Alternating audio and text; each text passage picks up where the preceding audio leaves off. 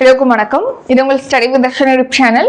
நம்ம அந்த வீடியோவில் 16th 17th August current affairs பார்க்க போகிறோம். ஸோ நம்ம டுடே கரண்ட் அஃபேர்ஸ் பார்க்கறதுக்கு முன்னாடி இப்போ தான் 15th August current affairs upload பண்ணியிருப்போம். இண்டிபெண்டன்ஸ் டேக்கான அவார்ட்ஸ் வீடியோ அதை செக் பண்ணி பார்த்துக்கோங்க, ரொம்ப இம்பார்ட்டன்ட். இப்போ நெக்ஸ்ட் பார்க்கறது டுடே கரண்ட் அஃபேர்ஸ். அதுக்கு முன்னாடி ஒரு திருக்குறள் பார்த்துட்டு ஸ்டார்ட் பண்ணலாம். பெரியோரை துணை கோடல் அந்த அதிகாரம் தான் நம்ம பார்த்துட்டு இருக்கோம். அதில் அடுத்த வரிசையில் வரக்கூடிய திருக்குறள் நம்ம பார்க்குறோம். கவனிங்க. இடிக்குன் துணையாரை யாழ்வாரை யாரே கெடுக்குன் தகைமையவர். அதாவது இடிக்கும் அப்படின்னா என்னன்னா, இப்போ ஒரு தவறான விஷயத்த பண்றாங்க, தவறான வழியில போறாங்க அப்படின்னா, நீ இப்படி பண்ணக்கூடாது, இது தப்பு அப்படின்னு சொல்லி எந்த ஒரு முகதாட்சணையும் பார்க்காம அப்பவே கடிந்துரைத்து அட்வைஸ் பண்ணி நீ இதை பண்ணாத, இந்த வழியில போ அப்படின்னு சொல்லி அட்வைஸ் பண்றாங்க இல்லையா? யார் அட்வைஸ் பண்றா? பெரியோர். அவங்கள துணையாக கொண்டிருக்கக்கூடிய அத்தகைய நபருக்கு கெடுதல் செய்யக்கூடிய கெடுக்கும் தகைமையவர், அதாவது கெடுதல் செய்யக்கூடிய ஒரு ஆற்றல் உடையவர் யாராவது இருக்காங்களா? யாரே அப்படின்னா கொஸ்டின் கேட்கிறாங்க. ஸோ பெரியோர், இடிந்துரைக்கக்கூடிய பெரியோரை துணையாக கொண்டிருக்கக்கூடிய ஒரு நபருக்கு கெடுதல் செய்யக்கூடிய ஆற்றல் மிக்க ஒரு நபர் இந்த உலகத்துல இருக்கிறாங்களா? யாராவது இருக்கிறாங்களா அப்படின்னு சொல்லி கொஸ்டினா இதை கேட்டிருக்காங்க. அப்ப அதோட மீனிங் என்ன? அப்படி யாரும் கிடையாது அப்படிங்கிறது தான் திருவள்ளுவர் சொல்றாங்க. இப்ப நம்ம கரண்ட் அஃபேர்ஸ் பார்க்கலாம். Awards and recognition. 2024 to 25 ஆண்டிற்கான சங்கீத நாடக அகாதமி புரஸ்கார் விருது யாருக்கு வழங்கப்பட்டுள்ளது? ஆன்சர் வாகை சந்திரசேகர். சோ இயல் இசை நாடகம் இதுல சிறந்த பங்களிப்பை ஆற்றியவங்களுக்கு சங்கீத நாடக அகாதமி சார்பில் இந்த சங்கீத நாடக அகாதமி புரஸ்கார் விருது அப்படிங்கிறது வழங்கப்படுது. இதை யார் பிரசன்ட் பண்ணாங்க அப்படின்னா, இந்த விருதை பிரசிடென்ட் திரௌபதி முர்மு அவர்கள் தான் வழங்கியிருக்காங்க. ஸோ இவர் தமிழ்நாட்டை சேர்ந்த நடிகர், அப்புறம் முன்னாள் எம்எல்ஏவா இருந்திருக்காரு வாகை சந்திரசேகர். அவருக்கு தான் இந்த நாடகம் அரங்கு கலைகள்ல அவர் சிறப்பான பங்களிப்பை ஆற்றியமைக்காக அவரை பாராட்டி இந்த சங்கீத நாடக அகாதமி புரஸ்கார் விருது அப்படிங்கிறது வழங்கப்பட்டிருக்கு. இந்த விருது ஃபர்ஸ்ட் எப்போ ஸ்டார்ட் பண்ணாங்கன்னா 1952 சங்கீத நாடக அகாதமி தான் இந்த விருதை வழங்கிட்டு வராங்க. விருது தொகை 1,00,000 ரூபாய். Next national. குறைந்த வரி செலுத்துவோரின் வெளிநாட்டு சொத்துகளுக்கு வரி விதிக்கும் புதிய திட்டத்தை எந்த அமைப்பு அறிமுகப்படுத்தியுள்ளது? ஆன்சர் மத்திய நேரடி வரிகள் வாரியம், central board of direct taxes தான் இப்போ எதை இன்ட்ரடியூஸ் பண்ணிருக்காங்க. இப்போ குறைந்த வரி செலுத்தக்கூடிய வெளிநாட்டுல சொத்தை இன்னும் கணக்குல காட்டாம இருக்காங்க இல்லையா, அவங்க அதை கணக்குல காட்டணும் அப்படிங்கிறதுக்கான ஒரு திட்டத்தை இன்ட்ரடியூஸ் பண்றாங்க. அதுதான் குறைந்த வரி செலுத்துவோரின் வெளிநாட்டு சொத்துகளுக்கு வரி விதிக்கும் புதிய திட்டம். ஸோ இப்போ வெளிநாட்டில் தங்கி இருந்துட்டு அங்கே படிச்சுட்டு அப்புறமா இங்கே கூட வந்திருப்பாங்க. ஸோ அந்த மாதிரி உள்ளவங்களுக்கு வெளிநாட்டில் ஒரு அப்பார்ட்மெண்ட் வச்சிருக்கலாம், வெளிநாட்டில் சம்பாரிச்சு ஒரு சில பேங்க் அக்கௌண்ட்ல காசு வச்சிருக்கலாம். அப்படி வச்சிருக்காங்கன்னா அதை கணக்குல காட்டாம இங்கே வரை செலுத்திட்டு வராங்க அப்படின்னா அவங்க அதை கணக்குல காட்டுங்க. கணக்குல காட்டினீங்கன்னா உங்களுக்கு 60% தான் உங்களுக்கு வரி விதிப்போம். அப்படி இல்லை அப்படின்னா அதுக்கு அதாவது பனிஷ்மெண்ட் கிடைக்கும், சிறை தண்டனை எல்லாம் கிடைக்கும். அதனால அவங்க இதற்கான அவங்களே முன் வெளிநாட்டுல உள்ள சொத்துக்களை கணக்குல காட்டணுங்கிறதுக்காக தான் இந்த ஃபாஸ்ட் டிஎஸ் திட்டம். ஃபாஸ்ட் டிஎஸ்னா foreign asset of small taxpayers disclosure scheme. அவங்க வெளியில உள்ள அந்த சொத்து மதிப்பை இங்க கணக்குல காட்டணும் அப்படிங்கறத ஊக்குவிக்கணுங்கிறதுக்காக தான் இந்த திட்டமானது கொண்டு வந்திருக்காங்க மத்திய நேரடி வரிகள் வாரியம். இது ஆகஸ்ட் 16 இருந்து அமலுக்கு வருவதா சொல்லியிருக்காங்க. அடுத்து சென்ட்ரல் ஸ்கீம். எத்தனை அம்சங்களுடன் கூடிய சப்ததாரா செயல் திட்டத்தை பிரதமர் மோடி முன்மொழிந்துள்ளார்? ஆன்சர் 7. சப்த அப்படின்னாலே 7 தான். சப்ததாரா அப்படின்னா 7 ஸ்ட்ரீம்ஸ் அப்படின்னு சொல்லிட்டு அர்த்தம். ஸோ 7 நீரோடைகள் அப்படின்னு சொல்லி தமிழ்ல சொல்லுவோம் ஸ்ட்ரீம்ஸ்னா. ஸோ இப்போ இந்த 7 ஸ்ட்ரீம்ஸ் எப்போ சொல்லியிருப்பாங்க, முன்மொழிஞ்சிருப்பாங்க இந்த செயல் திட்டத்தை பிரைம் மினிஸ்டர் மோடி அப்படின்னு பார்த்தீங்கன்னா, சுதந்திர தினம் இப்போ செலிப்ரேட் பண்ணோம் இல்லையா, 80th சுதந்திர தினம். அப்போ உரை நடத்திருப்பாங்கல்ல பிரைம் மினிஸ்டர் மோடி. அந்த உரையில தான் நம்ம 2047 அதாவது நம்மளுடைய 100வது சுதந்திர தினமான 2047 ஆண்டு நம்ம நாடு வளர்ந்த நாடாக விக்ஷித் பாரத்தாக மாறணும் அப்படின்னா இந்த 7 செயல் திட்டத்தை நம்ம ஃபாலோ பண்ணணும் அப்படின்னு சொல்லிதான் இந்த சப்ததாரா அப்படிங்கிற செயல் திட்டத்தை முன்மொழிஞ்சிருப்பாங்க. சப்ததாராவுடைய 7 அம்சங்கள் என்னென்ன அப்படின்னா நம்ம உற்பத்தியில நம்ம இன்னும் மேம்படுத்தணும். உற்பத்திக்காக நமக்கு என்னென்ன ஸ்கீம் செயல்படுத்துறோம்? மேக் இன் இந்தியா ஸ்கீம் இருக்கு, ப்ரொடக்ஷன் லிங்க்டு இன்சென்டிவ் ஸ்கீம், அதாவது உற்பத்தியுடன் ஒருங்கிணைந்த ஊக்கத்தொகை திட்டம் செயல்படுத்துறோம். நெக்ஸ்ட் வந்து ஆத்ம நிர்பர் பாரத் ஸ்கீம் வந்து செயல்படுத்துறோம். இன்னுமே அதை மேம்படுத்தணும். நெக்ஸ்ட் வந்து வேளாண்மை மற்றும் உணவு பதப்படுத்துதல். நம்ம இப்போ அக்ரிகல்ச்சர்லாம் உற்பத்தியை அதிகப்படுத்தி அதே மாதிரி வெளிநாடுகளுக்கு ஏற்றுமதி செய்யற வகையில நம்ம நிறைய FDA அக்ரிமெண்ட் சைன் பண்ணியிருக்கோம். அதாவது இப்போ ஃப்ரீ ட்ரேட் அக்ரிமெண்ட் அப்படின்னு சொல்லிட்டு நம்ம சைன் பண்ணியிருக்கோம். நியூசிலாந்தோட சைன் பண்ணியிருக்கோம், பிரிட்டனோட சைன் பண்ணியிருக்கோம், ஓமனோட சைன் பண்ணியிருக்கோம். இதெல்லாம் யூஸ் பண்ணிக்கணும் விவசாயிகள், நீங்க அந்த வழிகளை பயன்படுத்தணும் அப்படின்னு சொல்லிட்டு கேட்டிருக்காங்க. அடுத்து தொழில்நுட்பம் மற்றும் புத்தாக்கம். ஸ்டார்ட் அப் கம்பெனிஸ் வந்து நம்ம சூழலை இன்க்ரீஸ் பண்ணணும், இங்கே ஸ்டார்ட் அப் கம்பெனிஸ் அதிகமாக க்ரோ ஆகணுங்கிறதுக்காக ஸ்டார்ட் அப் இந்தியா திட்டம் இருக்கு. ரீசெண்டாக கூட ஸ்பேஸ்ல பார்த்தீங்கன்னா ஸ்கைரூட் ஏரோஸ்பேஸ் நிறுவனம் இந்தியாவுடைய முதல் ஆர்பிட்டல் ராக்கெட்டான விக்ரம் 1 வந்து லான்ச் பண்ணியிருப்பாங்க, நம்ம பார்த்துருப்போம். நெக்ஸ்ட் உள்கட்டமைப்பு மேம்பாடு. ஸோ கதி சக்தி திட்டம் அப்படின்னு சொல்லிட்டு நம்ம பார்த்துருப்போம். இந்த மாதிரி திட்டங்கள் மூலமாக இன்ஃப்ராஸ்ட்ரக்சர் அப்படிங்கிறது மேம்படுத்தப்படுகிறது.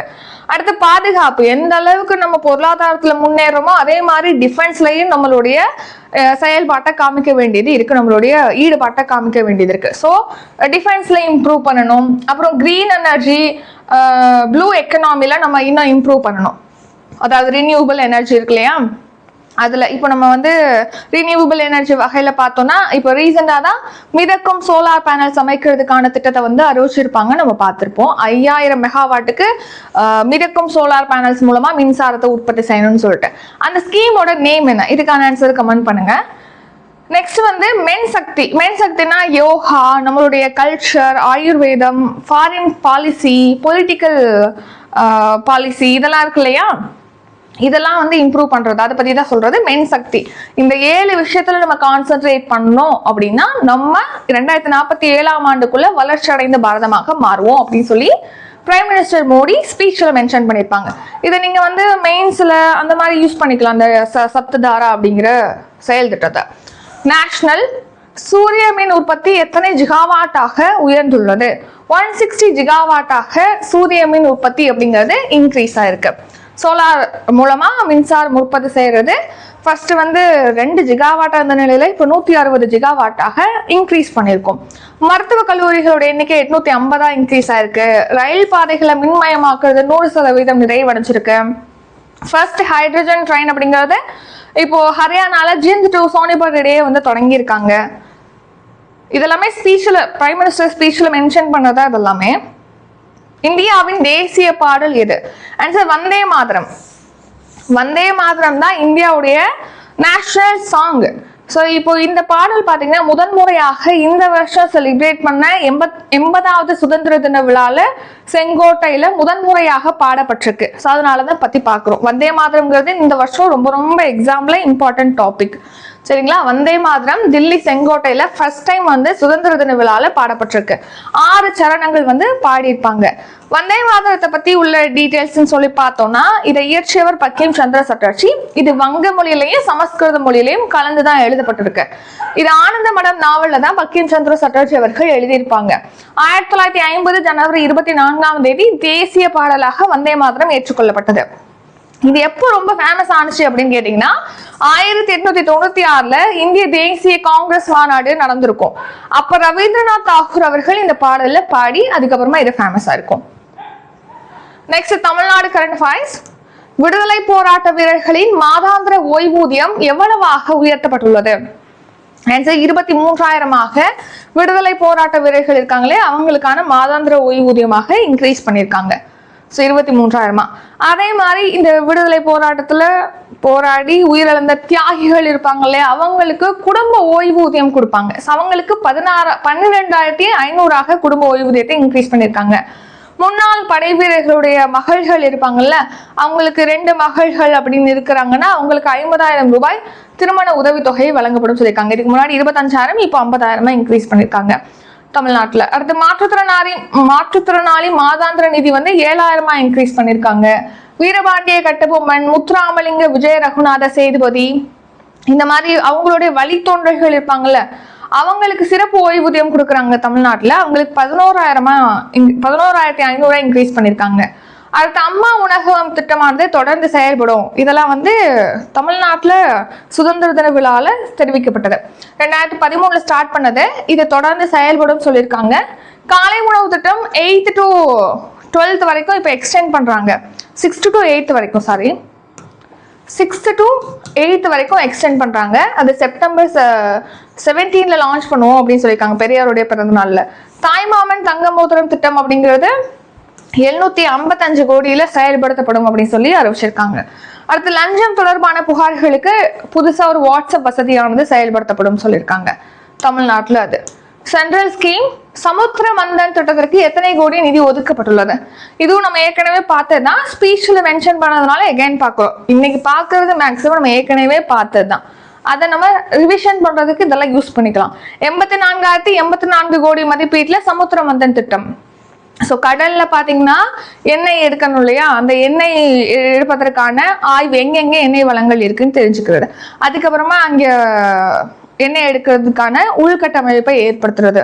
இந்த மாதிரியான விஷயங்களுக்காக தான் இந்த சமுத்திர மந்தன் திட்டம். 84,084 கோடியில 2030 to 31 வரைக்கும் இந்த ஸ்கீம் செயல்படுத்தப்படும். இதை யார் செயல்படுத்துவோம் அப்படின்னா பெட்ரோலியம் மற்றும் இயற்கை எரிவாயு அமைச்சகம் தான் செயல்படுத்துறாங்க. ஆழ்கடல் பகுதிகளில் எண்ணெய் எரிவாயு இருப்புகளை இப்போ உள்ள டெக்னாலஜியை யூஸ் பண்ணி கண்டறிஞ்சு அதை எடுக்கணும் அப்படிங்கிறதுக்காக தான் இந்த திட்டம். அடுத்த ரீசன் தான் போதைப் பொருள் இல்லாத இந்தியாவை உருவாக்கணும் அப்படிங்கிறதுக்காக 100 வீக்குக்கு ஒரு அதாவது ஒரு பிரச்சாரம் அப்படிங்கிறது கேம்பெயின் வந்து ஸ்டார்ட் பண்ணியிருப்பாங்க. 2047 நம்ம அணுமின் உற்பத்தி இப்போ ஒரு 9 ஜிகாவாட் நம்ம வந்து அணுமின் உற்பத்திங்கிறது செய்யறோம். அதை 100 ஜிகாவாட்டாக 2047 இன்க்ரீஸ் பண்றதுக்கு டார்கெட் இருக்கு. அடுத்து 2030 5 புதிய அணு உலைகள் அமைக்கிறதுக்கும் நமக்கு டார்கெட் இருக்கு. இந்தியா 2036 ஒலிம்பிக் போட்டிகள் நடத்துவதற்காக முயற்சி பண்ணிட்டு வராங்க. நம்ம இந்தியா காமன்வெல்த் எப்ப நடத்த போறாங்க இந்தியா? இதுக்கான ஆன்சர் கமெண்ட் பண்ணுங்க. கொஸ்டின் ஆஃப் த டே போட்டு 1, 2 வரிசையா போட்டு ஆன்சர் பண்ணுங்க. அடுத்த ஓராண்டில் எத்தனை இளைஞர்களுக்கு ஏஐ தொழில்நுட்ப திறன் பயிற்சி வழங்கப்பட உள்ளது? ஆன்சர் 1 கோடி. இதுவுமே பிரைம் மினிஸ்டர் மோடி அவர்களுடைய ஸ்பீச்ல மென்ஷன் பண்ணதான். நெக்ஸ்ட் 1 இயர்ல 1 கோடி இளைஞர்களுக்கு ஏஐ தொழில்நுட்ப திறன் பயிற்சியானது வழங்கப்படும். அதே மாதிரி இப்ப போட்டித் தேர்வுகள் நடக்குது இல்லையா, காம்படிட்டிவ் எக்ஸாம், அதுக்காக இலவசமாக பயிற்சியானது வழங்கப்படும். கிளாஸஸ் வந்து கண்டக்ட் பண்ணுவோம் ஆன்லைன் மூலமா அப்படின்னும் அறிவிச்சிருப்பாங்க. ஏழை மற்றும் நடுத்தர குடும்பங்களை சேர்ந்த மாணவர்கள் வந்து பயிற்சியை இலவசமாக பெறணும் அப்படிங்கிறதுக்காக தான். அடுத்து இம்பார்ட்டன்ட் டே, அடல் பிஹாரி வாஜ்பாய் நினைவு தினம் எந்த நாளில் அனுசரிக்கப்படுகிறது? ஆகஸ்ட் 16 தான் அடல் பிஹாரி வாஜ்பாய் அவர்களுடைய நினைவு நாள் அப்படிங்கிறது நம்ம அனுசரிக்கிறோம். நம்ம இந்தியாவுடைய முன்னாள் prime minister Atal Bihari Vajpayee. So 1924 December 25 மத்திய பிரதேசத்துல பிறந்திருப்பாங்க. ஸோ இவர் பாத்தீங்கன்னா 10வது பிரதமராக ஒரு பிரைம் மினிஸ்டர் நம்ம நாட்டில் இருந்திருக்காங்க. 3 times இவங்க பிரைம் மினிஸ்டரா இருந்திருக்காங்க. அடுத்து சதைவ அடல் அப்படிங்கிறது தான் இவருடைய மெமோரியல், இவருடைய நினைவிடம். இது வந்து டெல்லியில இருக்கு. நெக்ஸ்ட் இவர் வந்து பாரத ரத்னா வின் பண்ணியிருக்காங்க அடல் பிஹாரி வாஜ்பாய் அவர்கள். Central government scheme start up India திட்டம் எந்த ஆண்டு தொடங்கப்பட்டது? 2016 தான் ஸ்டார்ட் அப் இந்தியா திட்டம் அப்படிங்கிறது லான்ச் பண்ணியிருப்பாங்க. இப்போ நம்ம புத்தாக்க நிறுவனங்கள் புதிய யோசனைகளோட சிந்தனைகளோட ஸ்டார்ட் அப் கம்பெனிஸை ஸ்டார்ட் பண்ணணும், அதுக்கான சூழலை இங்க ஏற்படுத்தி தரணும் அப்படிங்கிறதுக்காக தான் இந்த ஸ்டார்ட் அப் இந்தியா திட்டம் 2016 லான்ச் பண்ணியிருப்பாங்க. இதை நிர்வகிக்கக்கூடிய அமைப்பு எதுனா தொழில் உள்நாட்டு வர்த்தக மேம்பாட்டுத்துறை தான் இதை செயல்படுத்தக்கூடிய அமைப்பாக இருக்கு. நெக்ஸ்ட் வந்து ஸ்டாண்ட் அப் இந்தியா திட்டம். இந்த ஸ்கீமும் 2016 லான்ச் பண்ணது. பெண்கள் அவங்க வந்து ஒரு தொழில் தொடங்கணும், தொழில் முனைவோரா மாத்தணும் அப்படிங்கிற வகையில தான். ஸோ பெண்கள் மற்றும் SC/ST மெயின்லி வந்து SC/ST சேர்ந்த சமூகத்தை சேர்ந்தவங்க, அப்புறம் பெண்கள், இவங்க வந்து தொழில் தொடங்கணும், தொழில் முனைவோரா மாத்தணுங்கிறதுக்காக 2016 ஏப்ரல் 5 இதை லான்ச் பண்ணியிருப்பாங்க. குறைந்தபட்சம் 10 லட்சத்துல இருந்து 1 கோடி வரைக்கும் அதிகபட்சமா கடனானது வழங்கப்படுது தொழில் தொடங்குறதுக்காக. அடுத்து ஸ்வச் பாரத் மிஷன் தூய்மை இந்தியா திட்டம். இது 2014 காந்தி ஜெயந்தி அன்னைக்கு அக்டோபர் 2 அப்ப ஸ்டார்ட் பண்ணது. இப்போ திறந்த வெளியில மலம் கழிக்கிறத ஒழிக்கணும், திடக்கழிவு மேலாண்மையை மேம்படுத்தணும், இதுக்கெல்லாம் தான். அதாவது இந்த திட்டத்துல கிராமப்புறங்கள்ல கழிப்பறை வசதிகளானது இலவசமாக ஏற்படுத்தி தரப்படுகிறது ஸ்வச் பாரத் மிஷன் கீழே. இதோட செகண்ட் ஃபேஸ் எப்போ லான்ச் பண்ணாங்க? இதுக்கான ஆன்சரை கமெண்ட் பண்ணிருங்க. இது உங்களுக்கான question. Next central government scheme வெற்றி வீடு திட்டத்திற்கு எத்தனை கோடி நிதி ஒதுக்கப்பட்டுள்ளது? ஆன்சர் 3500 கோடி தான் வெற்றி வீடு திட்டத்திற்காக ஒதுக்கி இருக்காங்க. இப்போ நம்ம பட்ஜெட் பார்த்திருப்போம், தமிழ்நாடு பட்ஜெட் அப்படின்னு சொல்லிட்டு. ஸோ அதுல வெற்றி நிறைய ஸ்கீம் வந்து லான்ச் பண்ணியிருப்பாங்க, அதாவது அறிவிச்சிருப்பாங்க, அதுக்கு நிதி ஒதுக்கீடு செஞ்சிருப்பாங்க. திரும்ப இப்போ ஸ்பீச்சில் மென்ஷன் பண்ணதுனால நம்ம எகைன் பார்க்குறோம். வெற்றி வீடு திட்டம் ஏற்கனவே பார்த்ததான் 3500 கோடி 700 வீடுகள் கட்டுவாங்க. ஒரு வீட்டுடைய திட்ட மதிப்பு 5 லட்சமா இன்க்ரீஸ் பண்ணியிருக்காங்க. அடுத்து வெற்றி மடிக்கணினி திட்டம். ஸோ இந்த திட்டத்தின் கீழ் மாணவர்களுக்கு மடிக்கணினி இலவசமா கொடுக்க போறாங்க. 2000 கோடி ஒதுக்கீடு செஞ்சிருக்காங்க.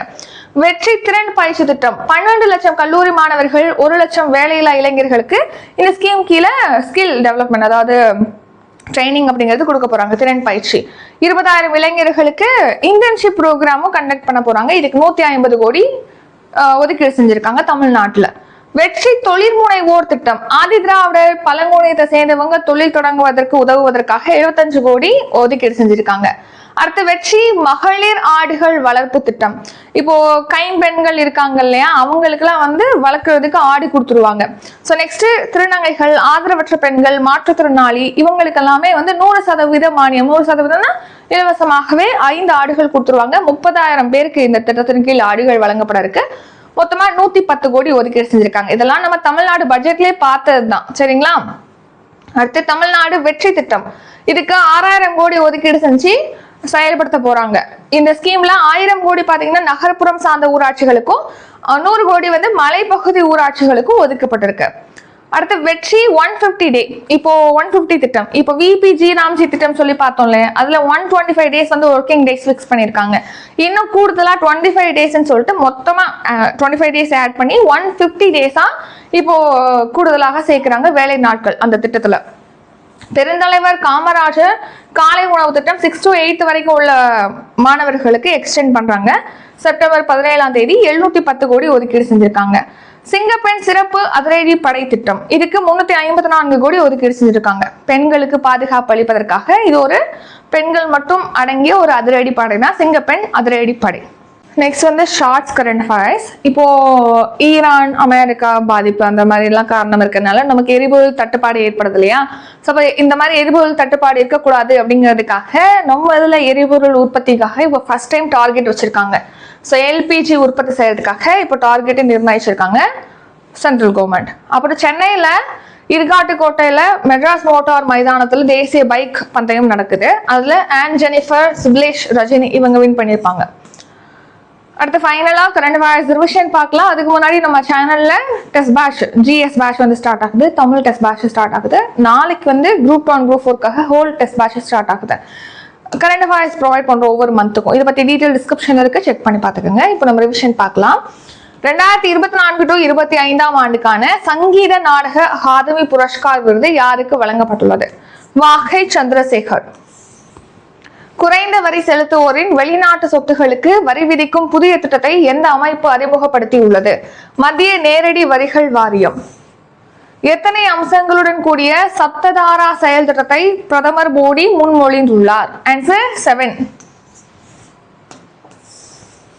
புதிய மின் உற்பத்தி எத்தனை ஜிகாவாட்டாக உயர்ந்துள்ளது? சூரிய மின் உற்பத்தி எத்தனை ஜிகாவாட்டாக உயர்ந்துள்ளது? Answer 160 gigawatt. இந்தியாவின் தேசிய பாடல் எது? ஆன்சர் வந்தே மாதரம். விடுதலை போராட்ட வீரர்களின் மாதாந்திர ஓய்வூதியம் எவ்வளவாக உயர்த்தப்பட்டுள்ளது? ஆன்சர் 23,000. சமுத்திர மந்தன் திட்டத்திற்கு எத்தனை கோடி நிதி ஒதுக்கீடு செய்யப்பட்டுள்ளது? ஆன்சர் 84,084 கோடி. அடுத்த ஓராண்டில் எத்தனை இளைஞர்களுக்கு ஏஐ தொழில்நுட்ப திறன் பயிற்சி வழங்கப்பட உள்ளது? ஆன்சர் 1 கோடி. அடல் பிஹாரி வாஜ்பாய் நினைவு தினம் எந்த நாளில் அனுசரிக்கப்படுகிறது? Answer August 16.